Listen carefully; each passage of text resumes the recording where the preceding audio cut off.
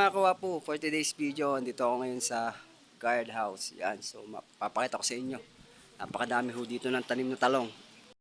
Makikita nyo naman, talong, magaganda ng talong. Yun naman, oh, meron din pong okra. Okra.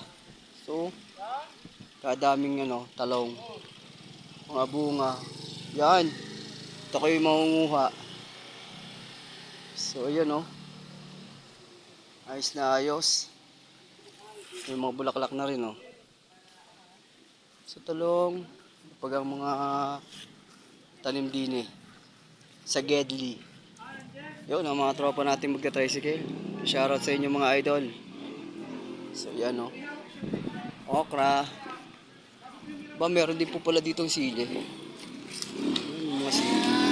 Alright! Mga sili din.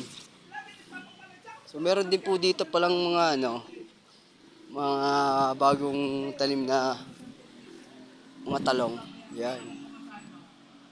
So syempre meron din po tayong mga alaga ditong hayop.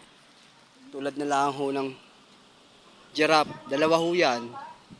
Tapos meron po tayo ditong 3 kabayo. At meron din po pala tayo dito isang buhaya. Kasi na gayon. Kung makita, katago at ang buhaya natin. So yan, dito po nalusong ang ating buhaya.